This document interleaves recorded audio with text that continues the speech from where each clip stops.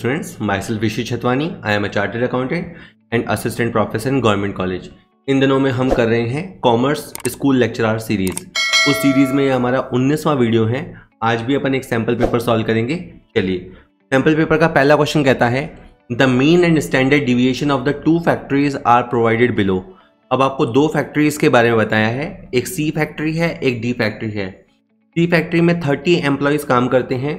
वहाँ पे जो एवरेज सैलरी मिलती है बंदे को वो 480 रुपये है और जो सैलरी का स्टैंडर्ड डिविएशन है वो 48 है। वहीं जो डी फैक्ट्री है वहाँ पे 20 एम्प्लॉय काम करते हैं, वहाँ एवरेज 500 रुपये सैलरी मिलती है और वहाँ का स्टैंडर्ड डिविएशन 55 है।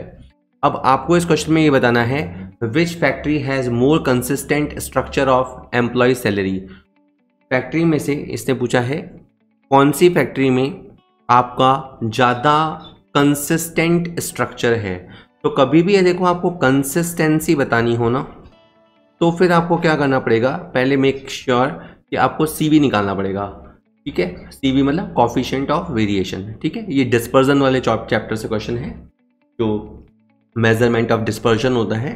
डिस्पर्जन भी बोलते हैं, डिस्पर्शन भी बोलते हैं। तो उसमें CV निकाला जाता है। कैसे निकाला जाता है?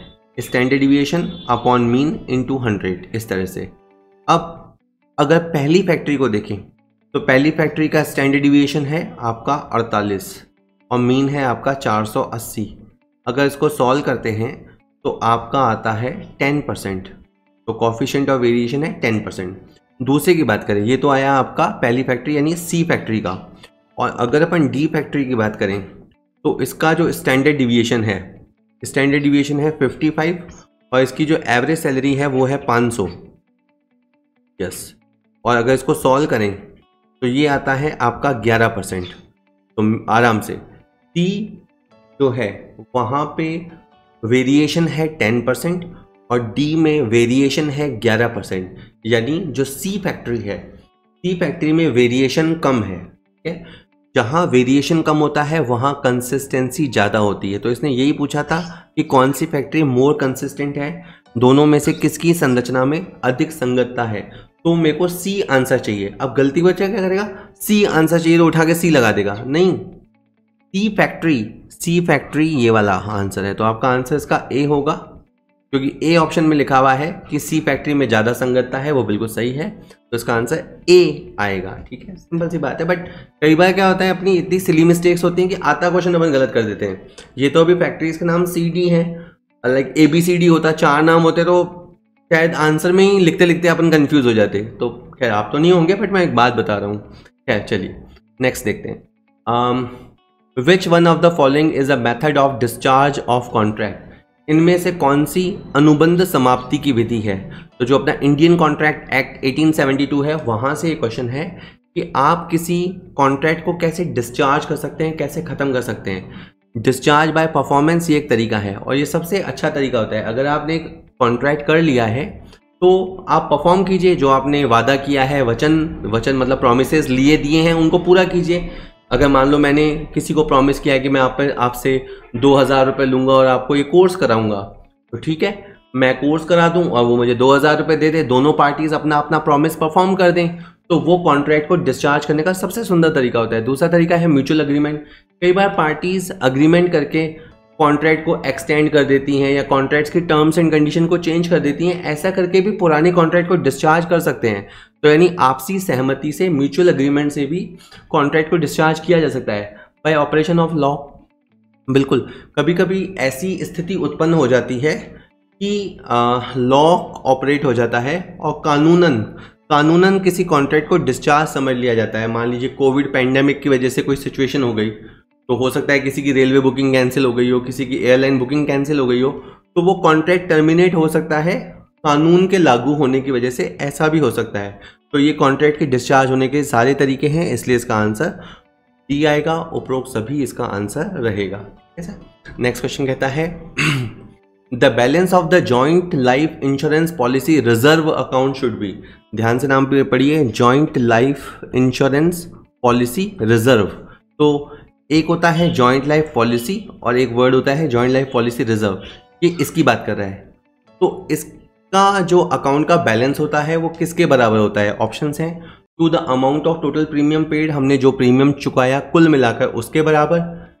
सेकंड कहता है कि equal to the value of the policy, policy के मूल्य के बराबर। तीसरा equal to the amount of annual instalment of premium, premium की जो आपकी एनुअल इंस्टॉलमेंट आती है उसके बराबर, या equal to the surrender value of the policy, surrender value के बराबर। तो इसका आंसर ये रहेगा। ठीक है, मैं अब आपको दो क्वेश्चन कनेक्ट करके बताता हूँ। आपकी जो बैलेंस शीट होती है उस बैलेंस शीट के अंदर जॉइंट लाइफ पॉलिसी अगर आप दिखाते हैं तो वो आप दिखाएंगे सरेंडर वैल्यू पे। ठीक है, वो आप हमेशा दिखाएंगे सरेंडर वैल्यू पे। और अगर आप पॉलिसी के साथ साथ एक अकाउंट होता है जिसका नाम होता है जॉइंट लाइफ पॉलिसी रिजर्व, अगर आप ये अकाउंट मेंटेन करते हैं तो ये भी इसी वैल्यू पे होगा। ये कभी कभी सरेंडर वैल्यू से बिलो भी होता है, बट जनरली जो जॉइंट लाइफ पॉलिसी रिजर्व में बैलेंस होता है वो जॉइंट लाइफ पॉलिसी जितना होता है, और जॉइंट लाइफ पॉलिसी में बैलेंस कितना होता है, जॉइंट लाइफ पॉलिसी में बैलेंस जो होता है वो सरेंडर वैल्यू तक होता है। ठीक है, तो ऐसे आप चीज़ों को कनेक्ट करेंगे और इसका आंसर डी रहने वाला है। यस, डी इसका आंसर है। नेक्स्ट कहता है if the auditor is satisfied for all the 5 points he will submit unqualified report, qualified report, interim report, final report. यदि अंकेशक सारी मुख्य 5 बातों से संतुष्ट है, मतलब जब वो ऑडिट करना जाता है तो देखता है कि P&L सही है या नहीं। एक वर्ड होता है जैसे ट्रू एंड फेयर, वो ये देखता है कि आपका P&L जो है वो ट्रू एंड फेयर प्रॉफिट दिखाता है या नहीं, बैलेंस शीट आपकी true and fair financial position दिखाती है या नहीं, आपने सारे जो नेसेसरी अकाउंट्स रिकॉर्ड्स होते हैं वो मेंटेन कर लिए हैं कि नहीं, ऑडिटर ने जो उसको एक्सप्लेनेशन चाहिए वो ले लिए हैं या नहीं, ऑडिटर सारी बातों से अग्री करता है या नहीं। ये सब में अगर वो सेटिस्फाइड है, फुल्ली सेटिस्फाइड है, तो वो अनक्वालिफाइड रिपोर्ट देगा। यहाँ ध्यान रखिएगा, अनक्वालिफाइड रिपोर्ट, इसको क्लीन रिपोर्ट भी बोलते हैं। जैसे क्लीन चिट वर्ड होता है, जैसे पुलिस वालों को अगर किसी पर डाउट होता है और बाद में उसको फ्री कर देते हैं तो उसको बोलते हैं क्लीन चिट देना। इसी तरह से अगर ऑडिटर को भी सब कुछ ओके लगता है तो वो क्लीन रिपोर्ट देता है, जिसका टेक्निकली बोलते हैं अनक्वालिफाइड रिपोर्ट, अमर्यादित रिपोर्ट। ठीक है, तो आप किसी अदर मर्यादा से मत जोड़ देना। मर्यादित का यहाँ टर्म होता है कि कुछ ऑब्जेक्शन लगाना, और अमर्यादित रिपोर्ट मतलब ऑडिटर हमारे अकाउंट से फुल्ली सेटिस्फाइड है, उसको कहीं नहीं लगता कि हमारे अकाउंट में कोई फ्रॉड या जालसाजी है, वो फुल्ली सेटिस्फाइड है। ऐसा, चलिए नेक्स्ट देखते हैं। Given margin of safety 80,000, profit is 20,000, sales is 3 lakh, what is the amount of fix cost. अब ये कहाँ से क्वेश्चन है, ये है आपका ब्रेक इवन पॉइंट वाला चैप्टर। ठीक है, अब ब्रेक इवन पॉइंट वाले चैप्टर में बहुत सारे क्वेश्चन, बहुत सारे फॉर्मूले हैं। अब उसमें आप देखेंगे एक फॉर्मूला होता है मार्जिन ऑफ सेफ्टी का, उसमें फॉर्मूला होता है प्रॉफिट अपॉन पीवी रेशो। ठीक है, प्रॉफिट अपॉन पीवी रेशो ये होता है। अब जैसे आपका जो मार्जिन ऑफ सेफ्टी है वो है 80,000 रुपये। ठीक है, आप मार्जिन ऑफ सेफ्टी का मतलब जानते ही हो कि जितनी सेल आपकी ब्रेक इवन पॉइंट से ज़्यादा चल रही है। अब आप ये देखिए कि आपका जो प्रॉफिट है इस क्वेश्चन में वो है 20,000 रुपया, और आपका पीवी रेशो मिसिंग है। पर एनीवेज अगर किसी फॉर्मूले में 3 चीज़ें हैं, 3 में से 2 गिवन है तो थर्ड चीज़ निकल जाएगी। पीवी रेशो को अपन क्रॉस मल्टीप्लाई करेंगे, इधर आ जाएगा। ठीक है, और 80,000 नीचे आ जाएगा। तो आपका जो सिचुएशन बनेगा वो ये बनेगा कि पीवी रेशो इक्वल टू 20,000 हो जाएगा ऊपर, 80,000 हो जाएगा नीचे, और आपका जो बनेगा वो बनेगा 0.25। ठीक है, तो आपका जो पीवी रेशो है वो आपका बन गया 0.25, और परसेंटेज टर्म में ये हो गया 25%। ठीक है, चलो पीवी रेशो 25% हो गया। अब आप ये बात देखो, अगर एक्चुअल सेल में से बीईपी सेल हटाते हैं तो आपका मार्जिन ऑफ सेफ्टी आता है। ठीक है, इस बात को आप ध्यान रखिएगा। एक्चुअल सेल में अभी हमारा जैसे एक्चुअल सेल है 3 लाख, और बीईपी सेल हमारे को पता नहीं है। ठीक है, पर हमें पता है कि हमारे पास जो मार्जिन ऑफ सेफ्टी है वो 80,000 है। ओके, तो अब इधर 80,000 को इधर लाएंगे, बीईपी को इधर लाएंगे, तो आपका जो बीईपी आएगा वो आएगा 2,20,000 रुपया। ओके, अभी आपने 2 फॉर्मूले अप्लाई ऑलरेडी कर दिए हैं। एक फॉर्मूले से आपके पास पीवी रेशो आ गया और एक फॉर्मूले से आपका बीईपी आ गया। अब आ जाते हैं अपन बीईपी वाले फॉर्मूले पे। बीईपी वाला फॉर्मूला क्या होता है, उसमें फिक्स कॉस्ट रखा जाता है ऊपर और पीवी रेशो रखा जाता है नीचे। ठीक है, थोड़ा सा पेन सही नहीं चल रहा, खैर। BEP equal to fix cost upon PV ratio. अब आपका जो बीईपी है वो आ गया है 2,20,000। ठीक है, और आपकी जो फिक्स कॉस्ट है वो फिक्स कॉस्ट मिसिंग है, और पीवी रेशो आपका है 25%, या जिसे अपन 0.25 कह सकते हैं। ठीक है, सिंपली मैंने इसको 0.25 लिखा, और अब आप इसको मल्टीप्लाई करेंगे, किसको, लाइक 2,20,000 को 0.25 से मल्टीप्लाई करेंगे तो 55,000 रुपये आएगा, और 55,000 रुपये आपका फिक्स कॉस्ट होगा। ठीक है, अब ये आपको क्वेश्चन कब करना आएगा, जब आपको सारे फॉर्मूले, अब देखा जाए तो क्वेश्चन एक है लेकिन इसने 3 फॉर्मूले लगा लिए, पर आपके लिए भी सीखने लायक 3 बातें। अब आप वीडियो सुन रहे हैं तो डेफिनेटली कोई लर्निंग पर्पज से सुन रहे हैं, तो आपको मार्जिन ऑफ सेफ्टी का फॉर्मूला आता है या नहीं। तो मार्जिन ऑफ सेफ्टी के 2 फॉर्मूले होते हैं, ये वाला जो फॉर्मूला है ना, actual sale minus BEP sale, ये भी आपका मार्जिन ऑफ सेफ्टी का ही फॉर्मूला है। ठीक है, और ये वाला जो प्रॉफिट अपॉन पीवी रेशियो है, ये भी आपका मार्जिन ऑफ सेफ्टी का फॉर्मूला है।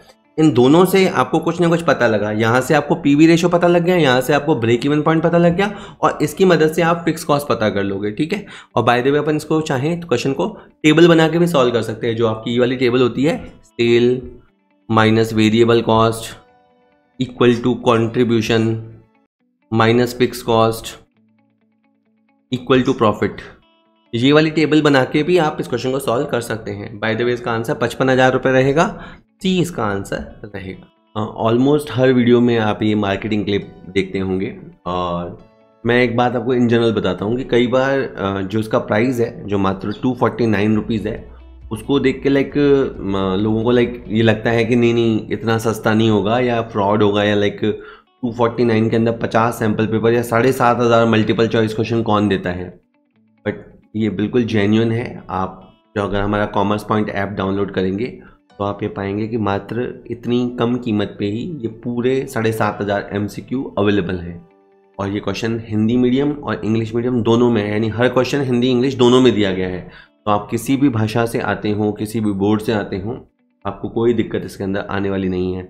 इसके अलावा जो पैटर्न है हमारे यहाँ, जो RPSC फर्स्ट ग्रेड होता है, तो उसके अंदर सब्जेक्ट के 120 क्वेश्चन है, इसके अलावा 30 क्वेश्चन साइकोलॉजी के भी पूछे जाते हैं, एजुकेशन साइकोलॉजी के, तो वो आखिरी के 30 क्वेश्चन वो भी रखे हैं जो एजुकेशन साइकोलॉजी के लिए हैं।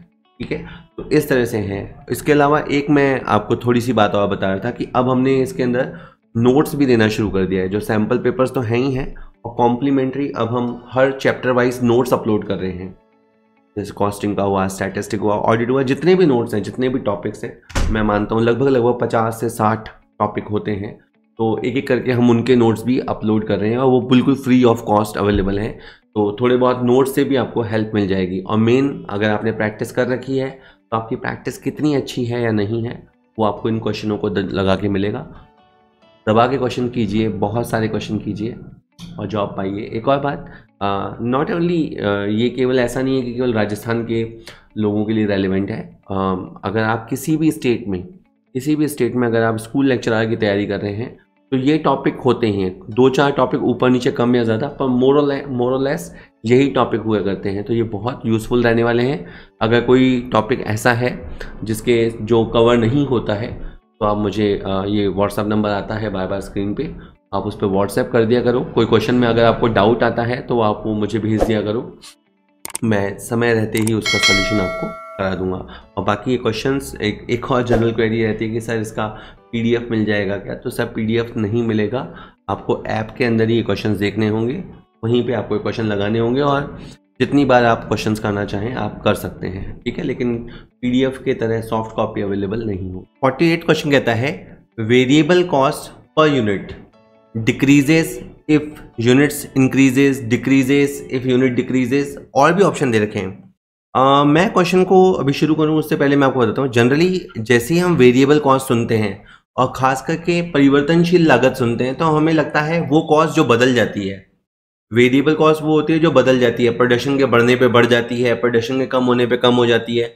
ऐसे सोच के हम, हो सकता है कई बार ज़्यादा दिमाग ना लगाएं और तुरंत अपन बोल दें ऑप्शन देख के कि वेरिएबल कॉस्ट बढ़ती है अगर उत्पादन इकाइयाँ बढ़ती है, यानी अपन सी को अपना आंसर देते हैं कि वेरिएबल कॉस्ट बढ़ती है जब यूनिट्स बढ़ जाते हैं। ये वैसे बात सही है, लेकिन क्वेश्चन तब टिपिकल हो जाता है या कहीं उल्टा हो जाता है जब वेरिएबल कॉस्ट के साथ पर यूनिट वर्ड लगा दिया जाता है। ठीक है, अगर वेरिएबल कॉस्ट पर यूनिट पूछे तो वो फिक्स होती है।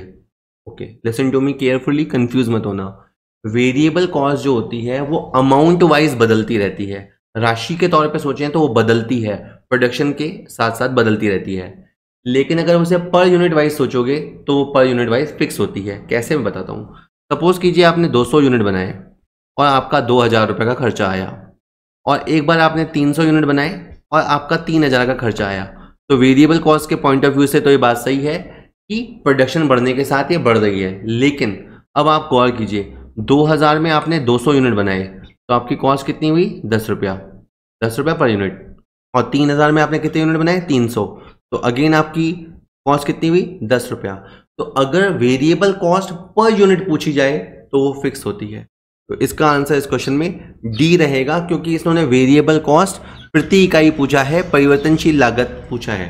मुझे याद आता है कि जब मैं 12th क्लास में था और ये 12th क्लास में हमारा उस समय कॉस्टिंग के चैप्टर कुछ एक हुआ करते थे, तो हमारे सर जब समझाते थे तो उस समय वो कहते थे कि भले अभी तो तुम याद कर लो, तू याद कर ले भाई, कि वेरिएबल कॉस्ट बदलती है, लेकिन आगे जाके तेरे को समझ में आएगा कि variable cost per unit fix होती है। इसी तरह फिक्स कॉस्ट फिक्स होती है लेकिन वो पर यूनिट वेरिएबल होती है। तो मैं कंफ्यूज हो जाता था, पर उन्होंने कहा कोई बात नहीं, आप जब आगे फर्दर स्टडी करोगे तो आपको ये बात डेफिनेट समझ में आएगी। और होप मैं भी आपको थोड़ी बात समझा पाया, कन्वे कर पाया, और तो आप प्रैक्टिस करेंगे तो समझ जाएंगे। चलिए नेक्स्ट क्वेश्चन देखते हैं। Which of the following is not a deferred revenue expenditure? इनमें से कौन सा डेफर्ड रेवेन्यू एक्सपेंडिचर नहीं है? तो हमें पता है कि कुछ एक्सपेंडिचर रेवेन्यू नेचर के होते हैं, कुछ कैपिटल एक्सपेंडिचर नेचर के होते हैं, और एक बीच की कैटेगरी होती है डेफर्ड रेवेन्यू एक्सपेंडिचर, जहां एक्सपेंडिचर बेसिकली रेवेन्यू नेचर का होता है और उसका फायदा हमें आने वाले वर्षों तक मिलता है। तो जैसे प्रीलिमिनरी एक्सपेंसेस हैं, तो ये कब होते हैं? ये कंपनी की स्थापना के समय होते हैं, या कंपनी जब एक्सपेंशन यानी विस्तार करती है तो ये खर्चे होते हैं। खर्चे उस समय होते हैं, बेनिफिट हमें आगे समय तक के लिए भी मिलता है, तो ये आपका डेफर्ड रेवेन्यू एक्सपेंडिचर है। इसी तरह से रिसर्च एंड डेवलपमेंट, जिसको R&D कहा जाता है पॉपुलरली, R&D पे जो खर्चा होता है वो भी डेफर्ड रेवेन्यू एक्सपेंडिचर है, क्योंकि हम जब किसी एरिया में रिसर्च करते हैं, स्टैटिस्टिक या आंकड़े जुटाते हैं, प्रोडक्ट को डेवलप करते हैं, उस समय खर्चा होता है और बेनिफिट कंपनी या फैक्ट्री को आने वाले वर्षों तक होता है। तो ये भी डेफर्ड रेवेन्यू एक्सपेंडिचर है। Heavy advertisement expenses to introduce a new product, जब हम किसी नए प्रोडक्ट को लॉन्च करते हैं, उसके विज्ञापन पे पैसा खर्च करते हैं और भारी खर्चा करते हैं, तो है तो वैसे वो रेवेन्यू एक्सपेंडिचर, पर चूंकि भारी खर्चा होने की वजह से उसका बेनिफिट हमें 2, 3, 4, 5 साल तक मिलता है, तो वो भी डेफर्ड रेवेन्यू एक्सपेंडिचर की कैटेगरी में आता है। और लास्ट जो लिखा है legal expenses for breach of contract, ये आपका रेवेन्यू नेचर का खर्चा है। इस क्वेश्चन का आंसर भी ये डी है, क्योंकि देखिए व्यापार में अनुबंध होते हैं, अनुबंधों को ज़रूरत के हिसाब से तोड़ा भी जाता है, उस पर हमें कॉम्पनसेशन या मुआवजा लेना पड़ता है, देना पड़ता है। It is very normal for the business. तो ये रेवेन्यू आइटम है, तो डी आपकी आइटम रेवेन्यू है, और ये आइटम डेफर्ड रेवेन्यू कैटेगरी में नहीं आती। बाकी पहली जो तीनों आइटम हैं, इस बहाने हमारे 3 पॉइंट तैयार हो गए कि डेफर्ड रेवेन्यू एक्सपेंडिचर के 3 एग्जाम्पल दीजिए, तो वो डेफिनेट आपको आ गए होंगे समझ में। नेक्स्ट इज, पॉज करके सॉल्व कीजिएगा। If quartile range is 30 and coefficient of quartile deviation is 0.6, then what will be the value of third quartile? अगर चतुर्थक विस्तार दे रखा है तो अब आप देखो, एक तो आपको क्वार्टाइल रेंज दे रखा है, तो मुझे याद आता है कि क्वार्टाइल रेंज का फॉर्मूला होता है Q3 माइनस Q1, ठीक है, Q3 माइनस Q1, ये मुझे दे रखा है। बट चक्कर ये है कि Q3 मिसिंग है और Q1 भी मिसिंग है ना। बाय द वे जो क्वार्टाइल रेंज है वो 30 है, ये ज़रूर पता लगता है। और इसी तरह मुझे दे रखा है कोफिशिएंट ऑफ QD, जिसका फॉर्मूला होता है Q3 minus Q1 divided by Q3 plus Q1, और इसकी जो वैल्यू है वो दे रखी है 0.6।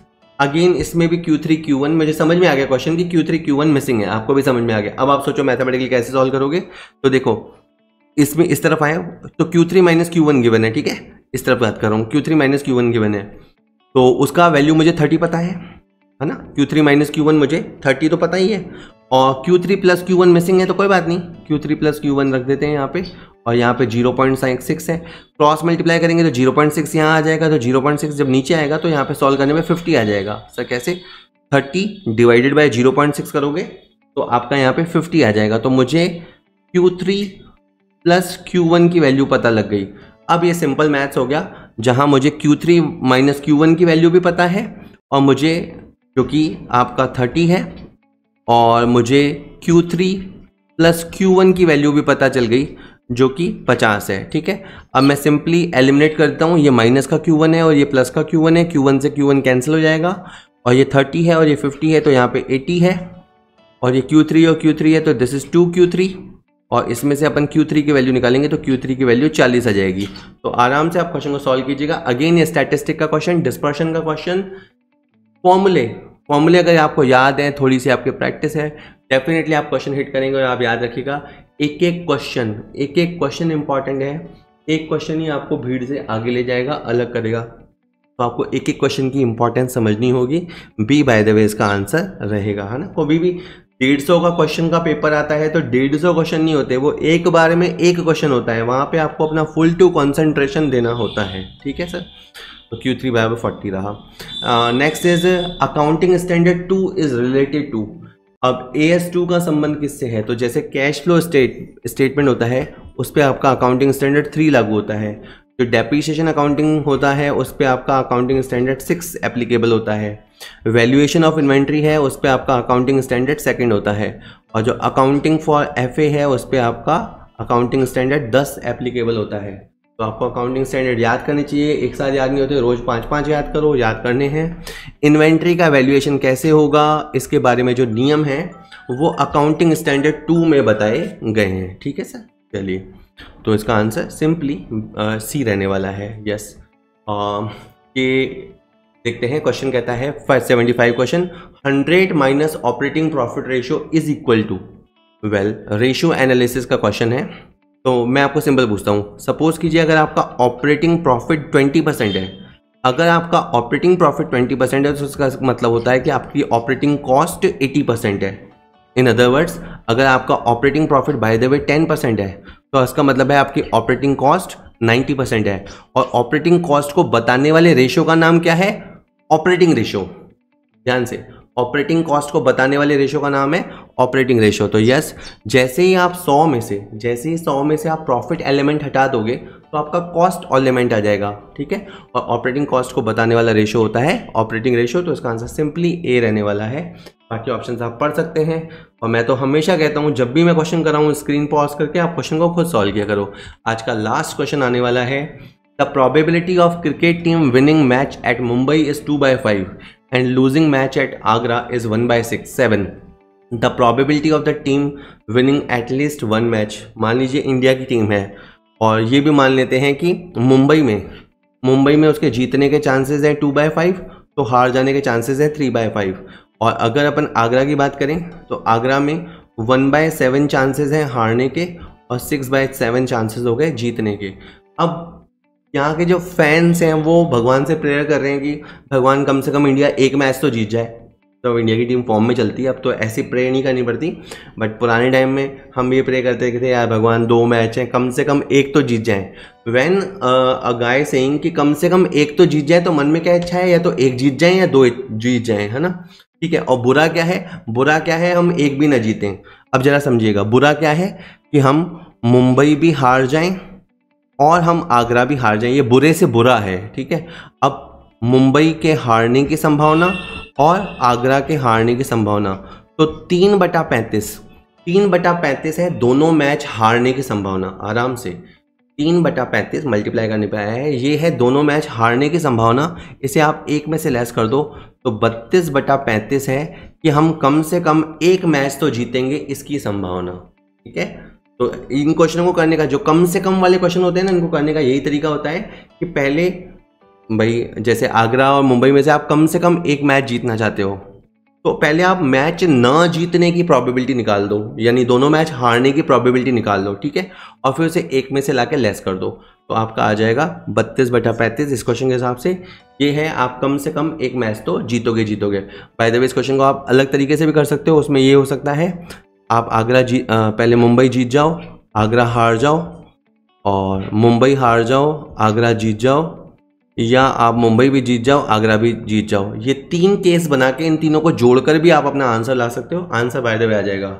होप वीडियो आपको पसंद आया होगा, यूजफुल लगा होगा। वीडियो को लाइक कीजिएगा, चैनल को सब्सक्राइब कीजिए, वीडियो को अपने दोस्तों का शेयर कीजिए।